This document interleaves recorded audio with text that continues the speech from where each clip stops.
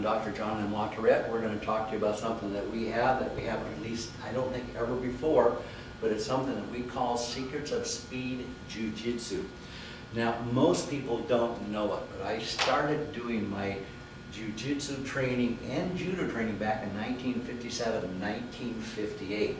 And in the next 8 or 9 years, I actually placed in a bunch of tournaments doing Shiai competition, and we were doing Kano Judo for a while, and I reached my black belt in Judo that way. And then I did Okazaki Jiu Jitsu, which is Henry S. Okazaki, and very good federation back then. They were pretty hardcore people.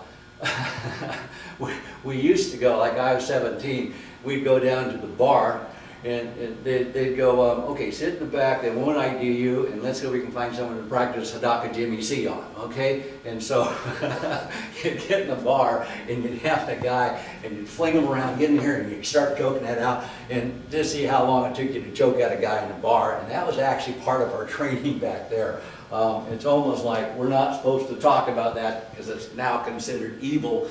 But back in the 50s and the 60s, it was just normal training. It's just like in the military. Did you guys do shit like that when you were doing in Iraq? Yes. Okay. Well, come and tell us about what you used to do in Iraq. By the way, this is one of my black belts. He spent 7 years in the military. He was in Iraq. He was doing some very, very dangerous stuff over there. He and a bunch of other my people actually trained people in what we call our combat jiu-jitsu and our speed hitting and our knife fighting stuff. And they were training people on the tops of buildings in Iraq late at night just so they could have fun. But you want a story to tell here? Yes. We had some personnel searches when we were cordoning off areas, taking munitions and bombs and explosives, and you get some people in there with hot stuff on them, and they would try to flee the scene, and we'd have to capture and detain them. And some of those people became wiry, and we applied several locks and takedowns with them. Kept it nice and smooth. Yes. And effective. Oh, Effectiveness is what it's all about. Thank you very much. The 9th rule of Kempo is never do anything worthless. Does that make sense? And so everything that we teach you on our DVDs and teach you in our classes is real, it's very, very effective, which is one of the reasons I limit who we accept into our schools anymore. Probably out of about 15 people that come in, we accept 1 student. Does that make sense? Now the thing is most people don't know that what we're doing here used to be called Kempo Jiu-Jitsu.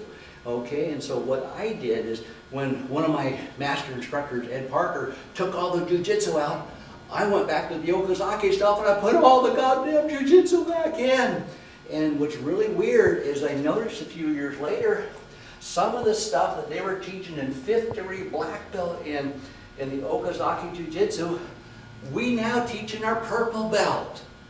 I'm like, God, how did I do that? And in fact, I put a bunch of that stuff in one of my books back there, Master's Kicking Guide, and it's right there from the 5th degree black belt ranks in Okazaki Jiu-Jitsu, and I just put it there accidentally.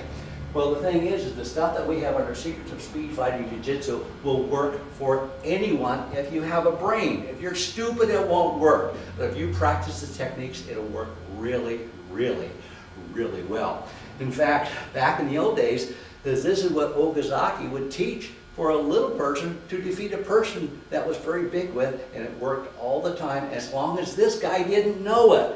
So when you learn this stuff, do me a favor, do yourself a favor, keep it to yourself. Do not go out and tell them what you know, because then somebody's going to say, prove it to me, after they already know what you can do, and guess what? It's not going to work because they know it's coming.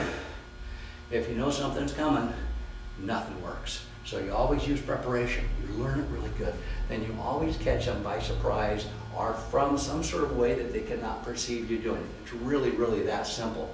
Now, this is a $197 course.